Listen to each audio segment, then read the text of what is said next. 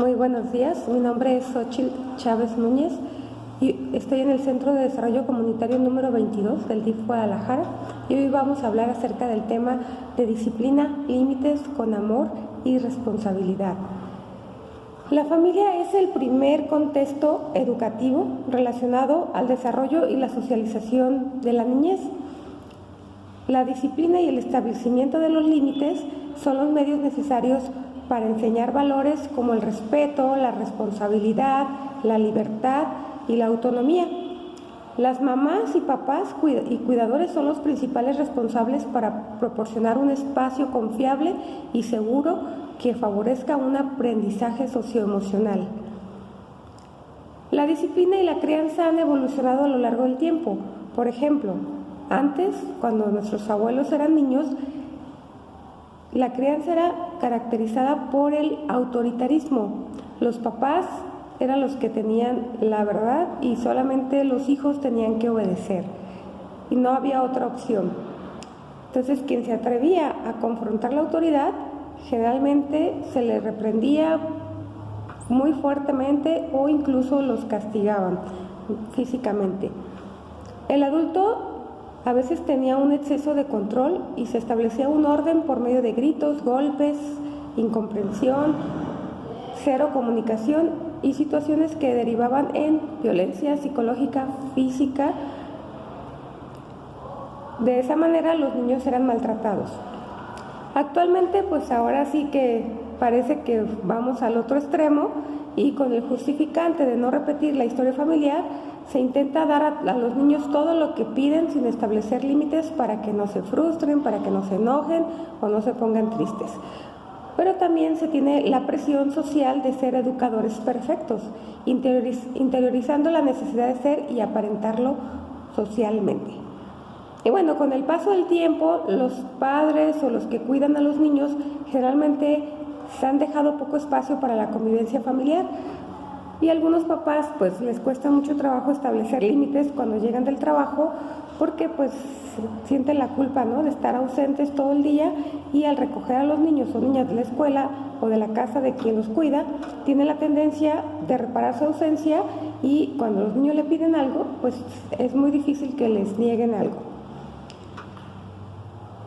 Generalmente los papás que tienen este tipo de situación, ellos quieren estar pues compensando la ausencia de ellos por medio de regalos o de comprarles todo lo que ellos quieran. Y esto hace que los niños pues obviamente sepan manipular a los papás y piden muchas veces cosas que no se pueden comprar porque no les alcanza el dinero. Por lo tanto, pues obviamente los dos trabajan, papá y mamá, generalmente, y pues aunado a esto también cuando hay una ausencia de un papá, debido a que son mamás solteras o son papás solteros, entonces los niños obviamente tienden a aprovechar esta situación y quieren pedir muchísimas cosas cuando los papás pues obviamente tratan lo posible de darles todo sin nada a cambio. Y esto es el problema, ¿no?, que les compran aparatos electrónicos y a veces los niños se comportan mal y sin embargo les dejan la tablet, les dejan el celular todo el tiempo que ellos quieren. Y esto hace que no haya límites y que se hagan adicciones sin sustancia a esos aparatos. Eso vamos a verlo posteriormente en otros temas más adelante. Y bueno, ese comportamiento tiene como consecuencia los niños con la costumbre de exigir premios o recompensas sin esfuerzo y por medio de, ahora sí que, y los adultos inmaduros con carencia de aptitudes para enfrentar la vida, por lo tanto se van a convertir en ese tipo de adultos. Un ejemplo de esas consecuencias podría ser de una niña, por ejemplo, de 3 años, 8 meses, es hija única. Mamá y papá, muy preocupados, pensaban que tenía alguna enfermedad, ya que cuando no le daban lo que quería, se desmayaba de tanto llorar, se desmorecía, pataleaba, gritaba hasta que se desplomaba. Eso les asustaba mucho y después de llevarla al médico a que la revisaran físicamente, les recomendó que asistieran a atención psicológica, donde les ayudarían con la conducta de su hija, ya que realmente no era una enfermedad física. Pues cuando fueron al psicólogo se aclaró que era un problema de falta de límites sus papás habían perdido varios embarazos y no querían perder a su única hija. Por este motivo la sobreprotegían y la complacían en todo. Se establecieron estrategias de disciplina positiva para su hija, le explicaron que la amaban y que debían cuidarla y por tanto establecieron límites, horarios, rutinas para cada actividad y su vida comenzó a cambiar. Lograron un equilibrio consciente y su hija comenzó a madurar, a ser comunicativa y segura de sí misma. Entonces, pues bueno, no hay un instructivo para la crianza, hay muchas variables que no lo permiten. Bajo esas condiciones, pues será necesario utilizar una brújula que permita tener un diálogo interno para una posterior toma de decisiones a favor de los niños, niñas y adolescentes. Bueno, hay varias clasificaciones de los estilos de padres y vamos a ver algunas de ellas. Estilos parentales. Por ejemplo, el estilo autoritario. Los papás autoritarios, las características son que no hay comunicación ni afecto, usan patrones rígidos de conducta, no toman en cuenta los intereses de los niños, utilizan el rechazo como método disciplinario, es decir, te dicen, si no haces esto, no haces esto, ya no te quiero. El mensaje es solo obedece, no importa lo que tú sientas, pienses y necesites. ¿Cuáles son las consecuencias o los efectos? Pues hay una ausencia de autonomía y creatividad, menor competencia social, retraimiento y poco afectuosos. Esas son las características o los efectos que producen en los hijos los papás autoritarios. El otro estilo es el papá permisivo. En la característica es que no hay reglas, no se establecen las reglas, no son exigentes en el cumplimiento de responsabilidades, son afectuosos y comunicativos, acuden a la mínima demanda de atención, ceden a la menor insistencia. El mensaje es, quiero ser tu amigo, tú puedes hacer lo que quieras. Esto también, pues obviamente tiene efectos a largo plazo y uno de los efectos es efectos socializadores negativos, ausencia de independencia personal, bajos niveles de madurez y bajos niveles de éxito personal. El papá democrático.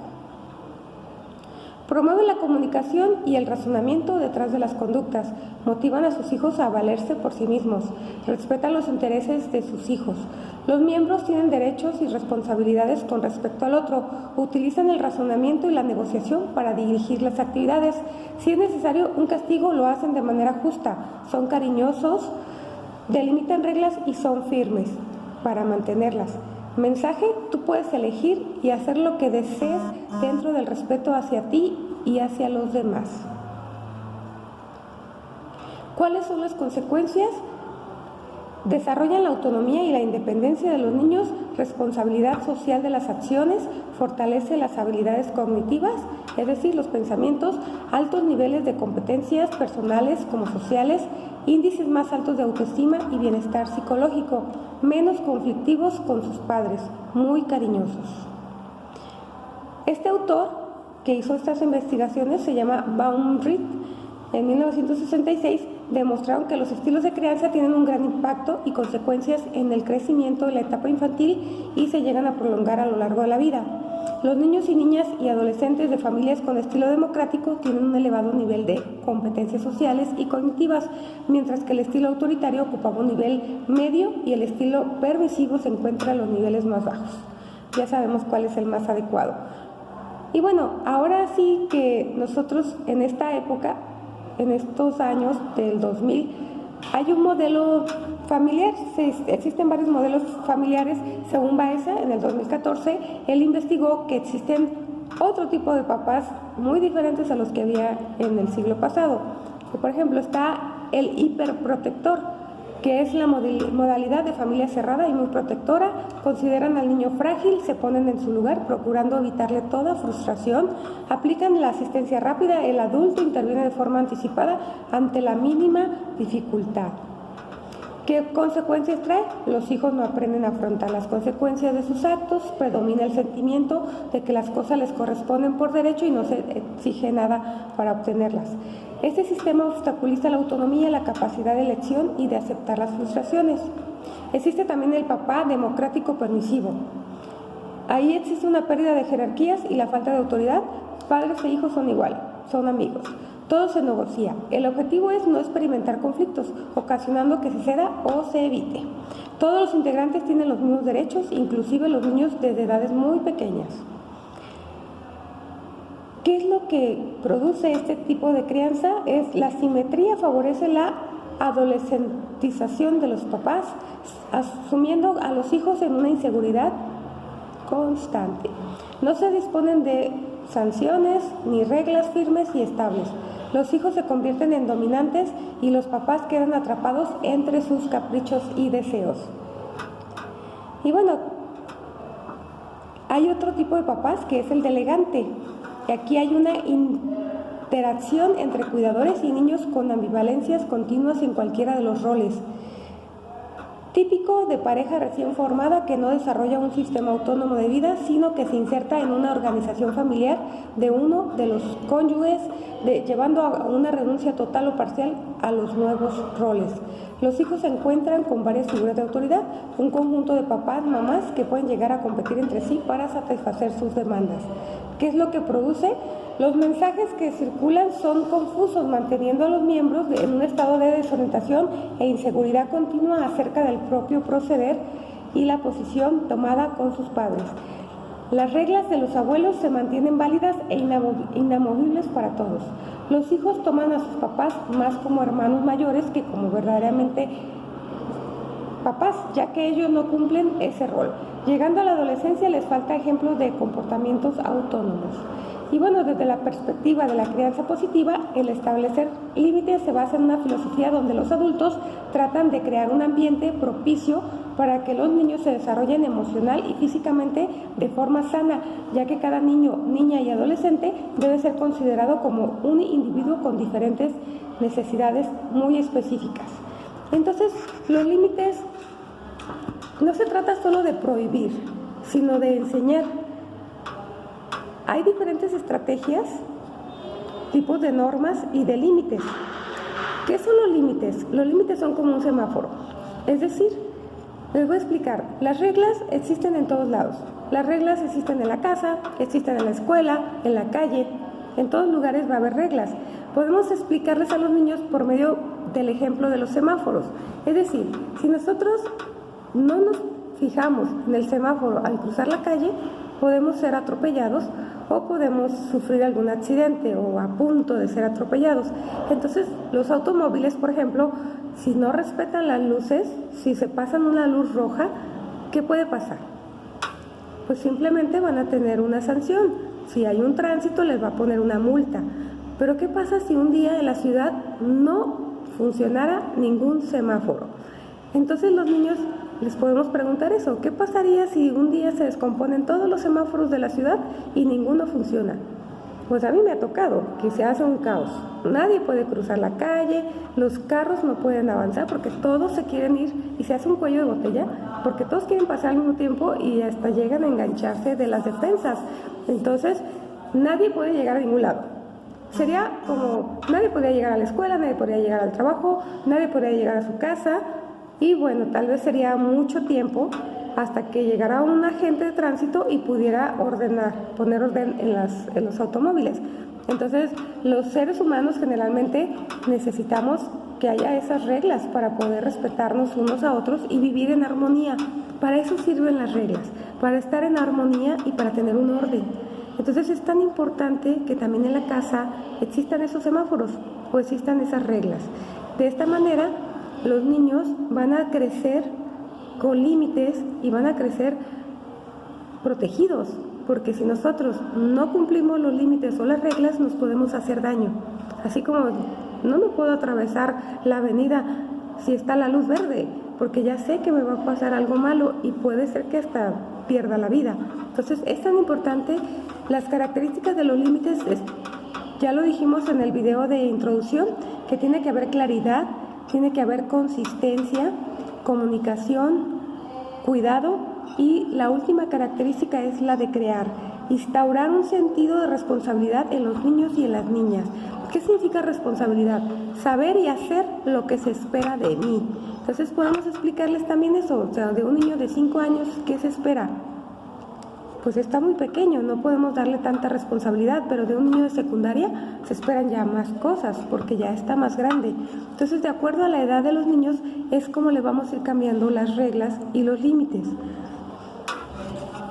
Aplicar la disciplina implica pensar y buscar alternativas de solución al problema, analizar la situación del momento y proceder de forma lógica.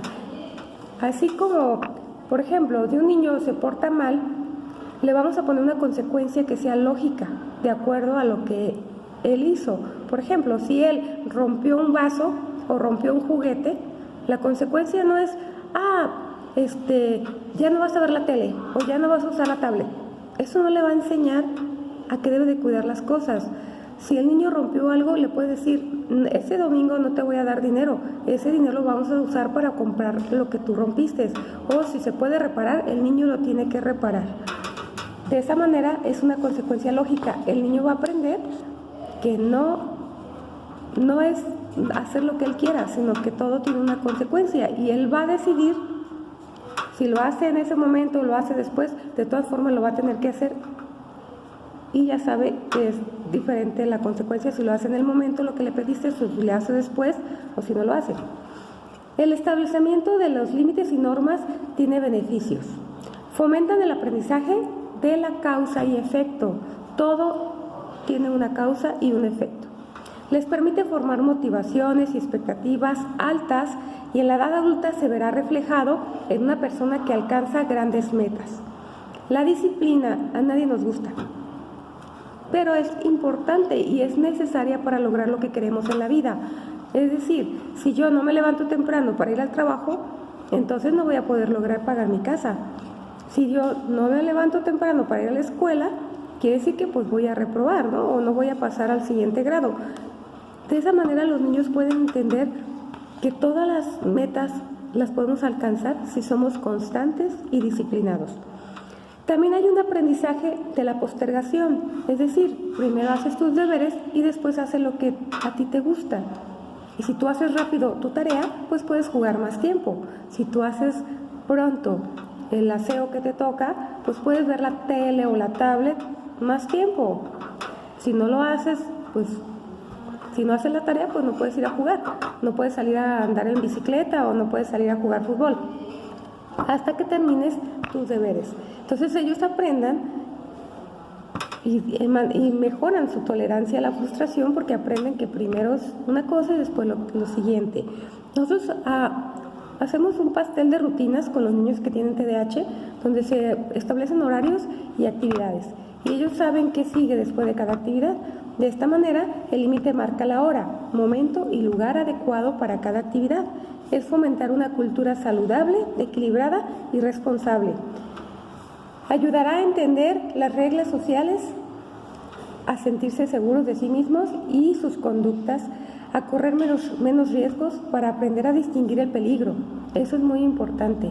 Los límites nos enseñan que no debemos de hacer cosas que ponen en riesgo nuestra vida, aprender a controlar sus impulsos y tolerar sus frustraciones y a ser más creativos. Esto es muy importante porque nosotros con la creatividad también podemos lograr resolver los problemas. Esta es una tablita que yo les enseño mucho a los niños, no sé si se alcanza a ver bien.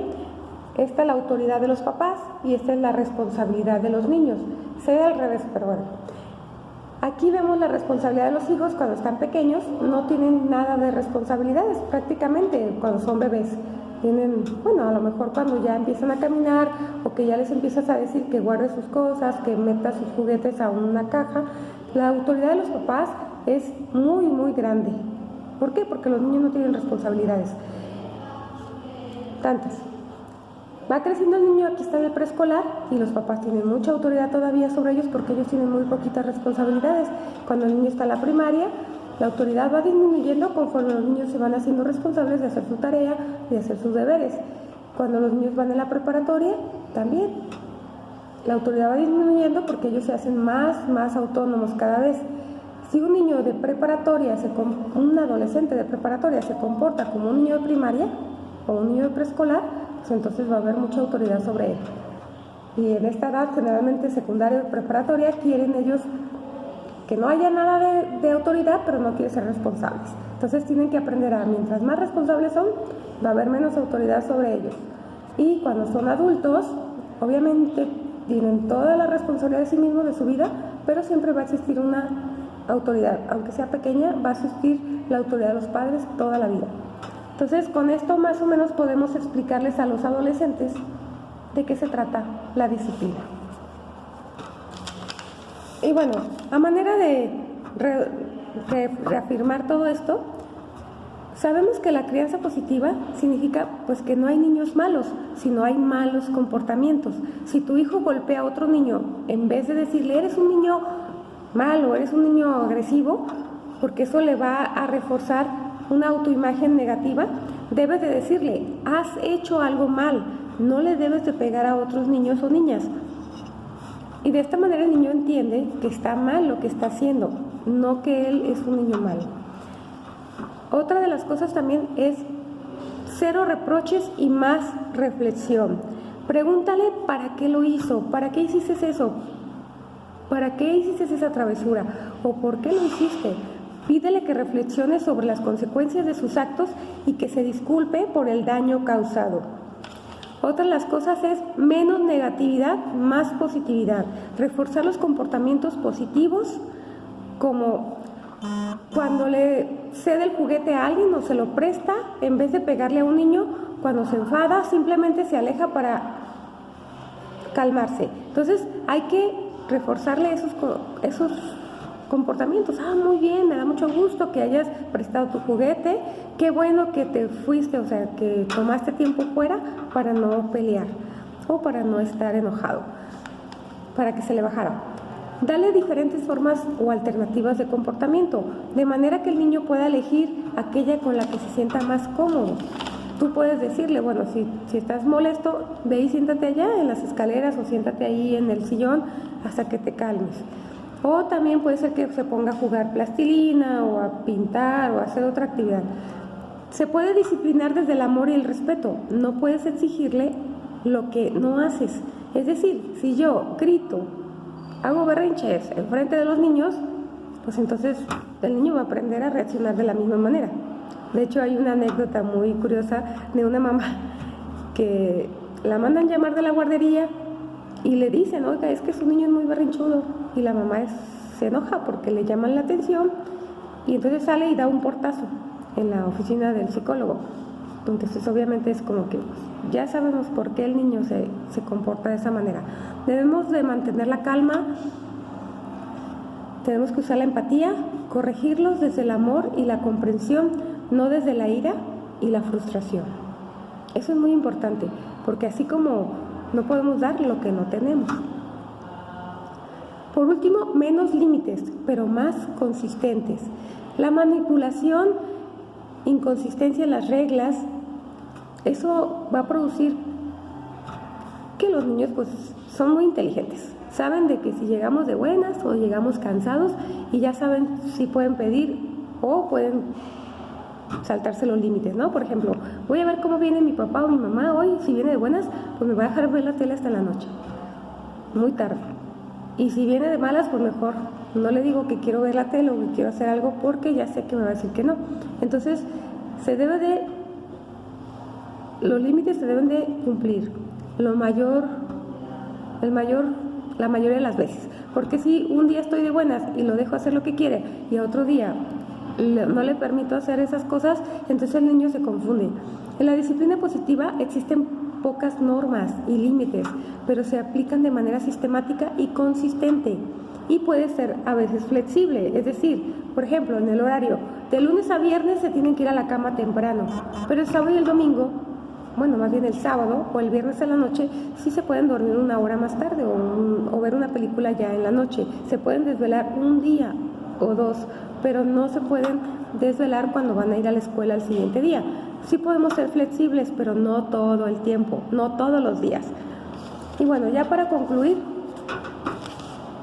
la implementación de límites y disciplina con amor y responsabilidad desde la primera infancia, es decir, desde que los niños son pequeños, dará como resultado un sano desarrollo personal, familiar y social, generando las condiciones de un aprendizaje emocional, favoreciendo la autonomía en la toma de decisiones y en favor de la construcción de su proyecto de vida. Si no hay límites claros, si no hay disciplina en casa, los niños cuando crecen, pues se van hacia modelos negativos de, por ejemplo, delincuencia, drogadicción o dañar las propiedades o las cosas de los demás. Entonces es tan importante establecer los límites y las reglas y sobre todo las consecuencias lógicas, porque de esta manera los niños van a aprender que todo tiene una consecuencia y que no podemos hacer algo malo y esperar recibir una recompensa, por ejemplo. Entonces, si actuamos bien, vamos a tener buenas consecuencias, y si no actuamos de manera correcta, pues vamos a tener consecuencias negativas y que a lo mejor nos podemos lamentar el resto de la vida. De esta manera también nos ayudan los límites a cuidarnos a nosotros mismos y a enseñarlos a ellos a que se deben de cuidar también, porque los niños a veces no miden los riesgos, pero tenemos que enseñarle que hay riesgos y que esos riesgos pueden dañarlos para toda su vida. De esta manera los niños entienden. Había un niño, un muchacho ya joven, adulto, que decía que a él pues se le hizo muy fácil usar drogas desde los 8 años, porque veía que todos se drogaban y no les pasaba nada. Pero cuando él tenía 22, 23 años, su estómago estaba totalmente dañado por tantas pastillas que tomaba para drogarse. Entonces le tuvieron que operar su estómago, le pusieron un artificial y tenía que tomar medicamentos toda su vida para poder hacer el proceso de digestión. Y él decía que si a él le hubieran informado desde que era pequeño lo que le iba a pasar, las consecuencias que iba a tener por usar estas sustancias, él nunca se hubiera drogado. ¿Por qué? Porque los niños cuidan y valoran su cuerpo. Ellos saben la importancia que es cuidar el cuerpo. Entonces, lamentablemente, él no tuvo esa información a tiempo y esto lo llevó a tener una consecuencia muy negativa, que incluso podía hacer lo que perdiera la vida. Y por eso es tan importante hablar acerca de los límites en casa. Y las reglas no son malas, al contrario, son necesarias para la vida. Muchas gracias y estamos en contacto.